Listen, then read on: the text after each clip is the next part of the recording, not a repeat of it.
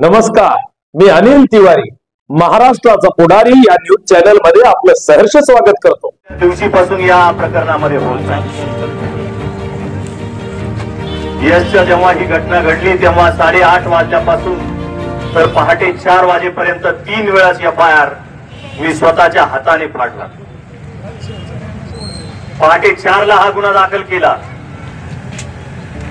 3 वेळाच FIR बदलण्यामागचं कारण काय?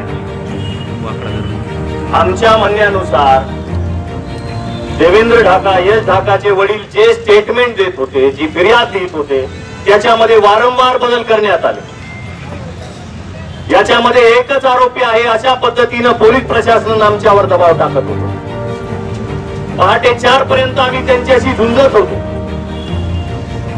आम्ही जोपर्यंत या 4 आरोपीची नावं या FIR मध्ये येत नाही तोपर्यंत पहाटे 4 वाजेपर्यंत आम्ही तिथं झगडत होतो। मग आम्हाला न्याय मागण्यासाठी, आम्हाला साधी फिर्याद देण्यासाठी जर एवढा मोठा संघर्ष करावा लागत असेल तर याच्या आरोपीला फाशीची शिक्षा मिळण्यासाठी आम्हाला आमचं आयुष्य घालावं लागतं का, असा प्रश्न आमच्या समोर उभा राहिला। 20 वर्षाच्या तरुणाची बीड शहरामध्ये निर्गुण हत्या करण्यात आली। बीड पोलिसांना हे माहित आहे की हाकेच्या अंतरावर नशेच्या गोळ्या या बीड शहरामध्ये मिळतात। वेगवेगळ्या प्रकारच्या नशा करणारी पोरं बीड शहरामध्ये फिरत असतात। वेगवेगळ्या पद्धतीने नशा करणाऱ्या जे वेगवेगळे पदार्थ आहेत हे साध्या टपरीवर सुद्धा मिळायला लागलेले आहेत। आणि जेव्हा अशा घटना घडतात तेव्हा 8 दिवसासाठी तुम्ही अशा टपऱ्या बंद करता। अशी जी नशा व्हायटर सारखी नशा असेल, पानामधून मिळणारी नशा असेल, ज्याच्यातून या हत्या होत आहेत, ते पोलीस प्रशासन एखाद्याचा मृत्यू झाल्यानंतर जागवतो। माझा पोलीस प्रशासनाला सवाल आहे की अशा इंजिनियर होणाऱ्या पोराकडे तुम्ही जातीय दृष्टिकोनातून पाहता। आम्हाला वारंवार जेव्हा जेव्हा आम्ही पोलिसांना भेटलो तेव्हा आम्हालाच सांगण्यात आलं की तुमचाच मुलगा गुन्हेगार आहे। हा तुमचा घाणेरडा जो दृष्टिकोन आहे आमच्याकडे पाहण्याचा, आमच्या महार, मांग, ढोर, चांभार, कैकाडी, वडार, भिल्ल, वाल्मिक, पारधी समाजाकडे पाहण्याचा जो पोलीस प्रशासनाचा घाणेरडा दृष्टिकोन आहे तो पोलीस प्रशासनानं पहिल्यांदा बदलायला पाहिजे। आम्ही जरी खरी अॅट्रॉसिटी केली तर तुम्ही त्याच्या विरोधात दरोड्याचा गुन्हा क्रॉस कंप्लेंट म्हणून दाखल करायला लावता। अशा अनेक घटना या महाराष्ट्रामध्ये आम्ही पाहिलेल्या आहेत। आमचा पोरगा जर फिर्याद द्यायला गेला, आमची साधी महिला जर फिर्याद द्यायला गेली की माझा विनयभंग झाला, तर तिलाच म्हणतात तू फालतू असशील। असा आमच्या महिलांकडे बघण्याचा पोलीस प्रशासनाचा दृष्टिकोन आहे। आमचा गरीब बाप जर फाटके कपडे घालून फिर्याद द्यायला पोलीस स्टेशन मध्ये गेला तर त्याला बाहेर लटकवलं जातं, बाहेर बसवलं जातं। दिवस त्याला फिर्याद देऊ दिली जात नाही, कारण त्याचे कपडे फाटके असतात। त्याचं आडनाव कांबळे, वडमारे, चांदणे, ढाका, टाक अशा पद्धतीने आमचे आडनाव बघून आम्हाला न्याय दिला जातो। हा दृष्टिकोन पोलीस प्रशासनानं बदलला पाहिजे। आम्ही बाबासाहेब आंबेडकरांना मानणारी माणसं, गावकुसाच्या बाहेर जरी आम्ही राहत असलो तरी शिक्षणाच्या माध्यमातून पुढे येणारा आमचा वर्ग आहे। आता आमच्याकडे बघण्याचा दृष्टिकोन तुम्ही बदलला पाहिजे। आज वाल्मिक समाज एवढ्या मोठ्या प्रमाणामध्ये इथं जमा झालेला आहे। लहानपणापासून मी वाल्मिक समाजामध्ये लहानाचा मोठा झालो, या ढाका परिवारामध्ये लहानाचा मोठा झालो। आमच्या वाल्मिक समाजामध्ये एकमेव कुटुंब आहे जे शिक्षित कुटुंब आहे, त्याच्यावर हा आघात आहे। त्यांच्या घरातली मुलं डॉक्टर्स आहेत, इंजिनियर आहेत, प्राध्यापक आहेत। हा दृष्टिकोन बदला पोलीस प्रशासन। ढाका कुटुंबाच्या बॅकग्राऊंडचा पहिल्यांदा अभ्यास करा। त्यांच्या घरामध्ये किती नोकरदार आहेत याचा अभ्यास करा। त्यांची मुलं कुठं कुठं नोकरीला आहेत याचा अभ्यास करा। वेल एज्युकेटेड फॅमिली असणारी हिला सुद्धा तुम्ही तुमच्या जातीय आणि गुन्हेगारी प्रवृत्तीनं पाहता, गुन्हेगारी वृत्तीनं पाहता, ही बोलण्याची वेळ आमच्यावर आज आहे। माझा पोलीस प्रशासनाला विनंती आहे की आमची जी मागणी आहे याची साधी चौकशी तरी तुम्ही करा।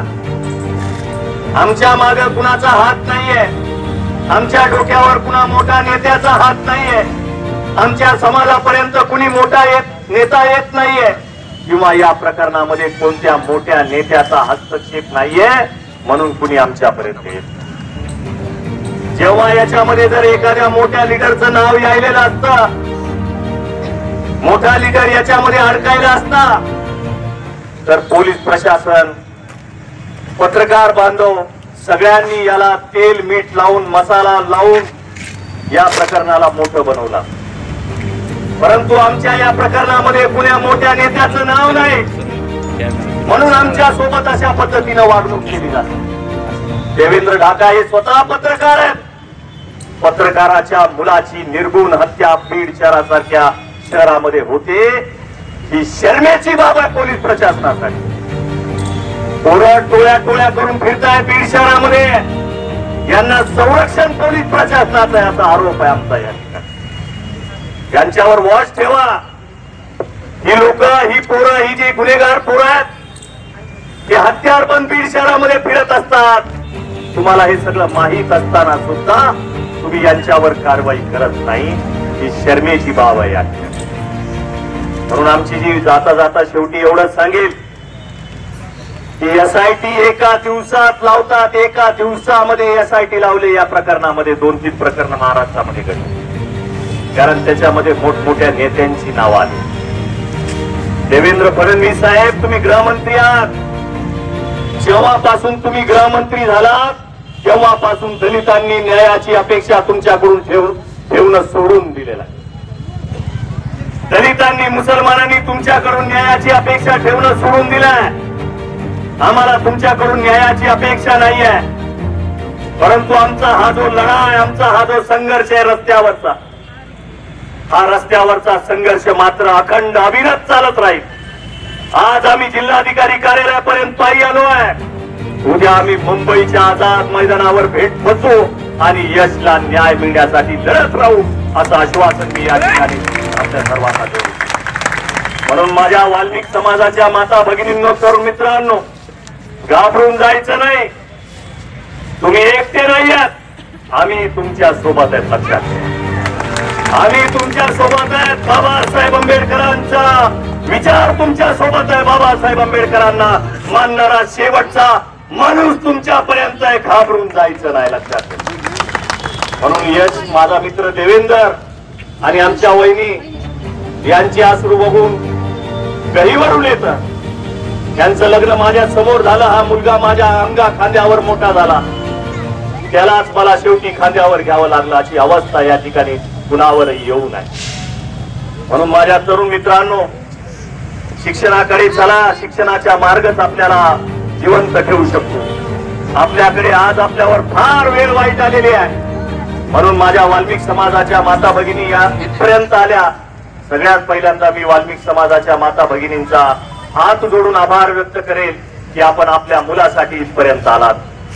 वाल्मिक समाज असेल, बौद्ध समाज असेल, मातंग समाज असतील, बीड भागातील सर्वच लोक असतील, 18 पगड जातीची माणसं, न्यायप्रिय लोक. आम्ही बॅनरवर टाकलंय की न्यायप्रिय बीड शहरातील लोक. तर ज्याला न्याय हवा आहे अशी सगळी माणसं या ठिकाणी आली.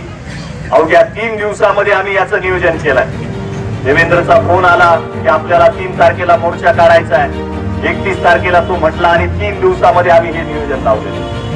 3 दिवसाच्या फक्त एका पोस्टमुळं, आम्ही कुणालाही फोन केलेला नाही, एका पोस्टमुळं यशला न्याय देण्यासाठी आपण सर्वजण या ठिकाणी आलात. त्याबद्दल आपल्या सर्वांचं ऋण व्यक्त करतो, आभार व्यक्त करतो. या पुढचा लढा याही पेक्षा तीव्र आपण उभा करू. त्याच्यामध्ये सुद्धा तुम्ही याच पद्धतीने सामील व्हावं अशी अपेक्षा आपल्या सर्वांकडून ठेवतो. यश ढाकाला न्याय मिळाला पाहिजे याच्यासाठी आपण आणखी अविरत लढत राहू ही अपेक्षा आपल्या सर्वांकडून ठेवतो आणि थांबतो. जय भीम, जय संविधान.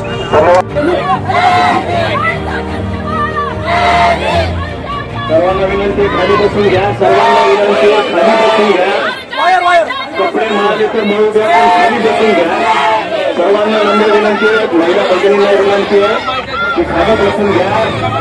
5 मिनिटांमध्ये या ठिकाणी सर्व आपले मनोगत व्यक्त करणार आहेत. माझ्या माता भगिनींना विनंती आहे ते आता सर्वांनी खाली बसून घ्यावं. सगळ्या तरुणांना विनंती आहे की महिलांच्या मागे बसा, तुम्ही इकडे स्टेज पाशी येऊ नका.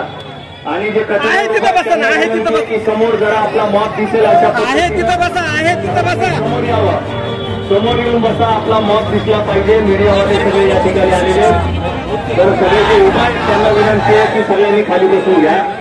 वट्यावर जिल्हाधिकारी कार्यालयावर वट्यावर उभा असणाऱ्यांना तर विनंती आहे की आपण महिलांच्या मागे यावं, महिलांच्या मागे बसावं. प्रत्येकाच्या मनामनातील मातीच्या कणाकणातील आपल्या व आपल्या हक्काची लंकारी महाराष्ट्राचा पुढारी पाहण्यास विसरू नये. बसून घ्यावं आमची नम्र विनंती आहे.